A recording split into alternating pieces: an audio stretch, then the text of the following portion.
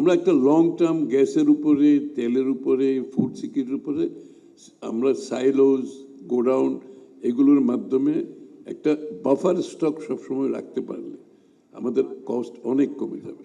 পোর্টে যদি আমরা এফিসিয়েন্সি বাড়াই, ট্রান্সপারেন্সি আনি, কস্ট আপনার দুর্নীতিটা কমাতে পারি, পোর্টে কস্ট কমে যাবে। এইভাবে প্রত্যেকটি ক্ষেত্রে আমরা অ্যাড্রেস করতেছি, একটা একটা বক্স আমরা টিক করতেছি যে কিভাবে কস্টটা কমানো যায়। আর মূল্য নিয়ন্ত্রণ, বাজার নিয়ন্ত্রণ পুলিশ দিয়ে, র্যাব দিয়ে, সরকারি লোকজন দিয়ে মূল্য কোনোদিন নিয়ন্ত্রণ হয় না। এটা আরেকটা ভুল ধারণা। আপনাকে মূল্য নিয়ন্ত্রণ করতে হবে আপনার পলিসির মাধ্যমে এবং আপনার ম্যানেজমেন্টের মাধ্যমে। সুতরাং আমাদের পলিসিগুলো যদি আমরা ঠিকমতো বাস্তবায়ন করতে পারি, আমি মনে করি আমাদের ইনফ্লেশন কন্ট্রোল করা খুব কঠিন হবে মনে করি না। আমরা আশা করছি যে আগামী দিনে আমরা যে রিফর্মসের কথাগুলো বলেছি, রিফর্মসের মাধ্যমে কস্ট অফ ডুইং বিজনেসটা আমরা কমানোর চেষ্টা করছি। আপনি লক্ষ্য করবেন আমাদের দেশে এই একটা ব্যবসা করতে গেলে শুরু থেকে শেষ পর্যন্ত যে কস্টটা আসে এটা কিন্তু আপনার মূল্যের সাথে যোগ হচ্ছে। যেমন একটা পারমিশন পেতে একটা কোম্পানি করতে 6 মাস থেকে 1 বছর হয়ে যায় এবং এটা অনেকগুলো ডিপার্টমেন্টে যেতে হয় এবং অনেকগুলো সময় নষ্ট হয় এবং অনেকগুলো জায়গায় তাদেরকে খরচ করতে হয়। একটু এর থেকে আর বেশি কিছু বললাম না, খরচ করতে হয়, এটা তো সত্য কথা। দ্বিতীয়ত ব্যাংকের ইন্টারেস্টের কথা আমি বললাম। তৃতীয়ত আমাদের দেশে যে প্রক্রিয়ার মাধ্যমে মালগুলো খালাস হয় পোর্ট থেকে, ফর এক্সাম্পল ওখানে তো ইম্পোর্টগুলো সবাই আসে, পোর্ট ইটসেলফে ওখানেই অধিক খরচ তাদেরকে করতে হয় বিভিন্ন কারণে। মাল খালাস থেকে শুরু করে ডেলিভারি নেওয়া পর্যন্ত, বাসায় পৌঁছা পর্যন্ত, ফ্যাক্টরিতে পৌঁছা পর্যন্ত অনেক বেশি খরচ হয়। এই প্রসেসের পুরো প্রসেস একটা ব্যবসার যে প্রসেস, তারপর আপনার বিভিন্ন ডিপার্টমেন্টে ট্যাক্সেশন সহ সব জায়গায়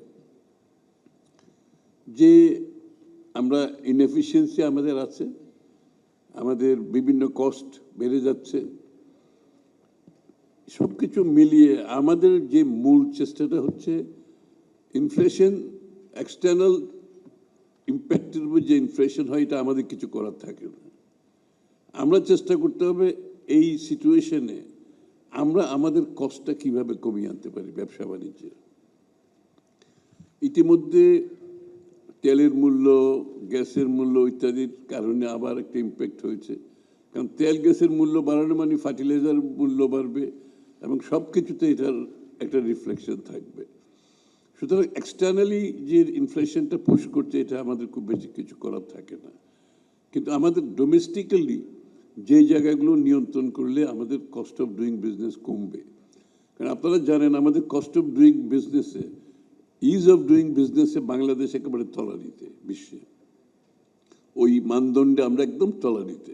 ইজ অফ ডুইং বিজনেস তলানির অর্থ হলো আপনার cost of doing is also going high. সুতরাং আমরা অ্যাড্রেস করতেছি এই জায়গাগুলোতে। আপনি কালকে বক্তব্যে খেয়াল করেছেন এগুলো অনেকগুলো ডিরেগুলেশন থেকে শুরু করে বিভিন্ন জায়গায় কস্ট কমিয়ে আনার জন্য আমরা অনেকগুলো পদক্ষেপ নিচ্ছি। এই পদক্ষেপগুলো যদি বাস্তবায়ন করতে পারি, আমাদের ইন্টারনালি কস্ট অফ ডুইং বিজনেসটা যদি আমি কমাই আনতে পারি, এটার একটা ইম্প্যাক্ট ইনফ্লেশনের উপর আগামী দিনে হবে। সাপ্লাই চেইন এনশিওর করতে হবে এবং সাপ্লাই চেইন একেবারে অরিজিন থেকে আমার ডেস্টিনেশন পর্যন্ত গ্লোবাল যে প্রাইসিংটা, এগুলো আমাদেরকে ক্লোজ মনিটরিং করতে হবে এবং এইখানে আমরা অ্যাডহক বেসিসে কেনাকাটা না করে আমাদের একটা লং টার্ম প্রকিউরমেন্ট প্রোগ্রাম থাকতে হবে। ফর এক্সাম্পল আমাদের জ্বালানি সিকিউরিটির জন্য আমাদের কমপক্ষে 3 মাসের জ্বালানি আমাদের নিয়ন্ত্রণে থাকতে হবে, আমাদের রিজার্ভে থাকতে হবে। আমাদের ফুড সিকিউরিটির জন্য আমাদের কমপক্ষে এরকম একটা সময় থাকতে হবে।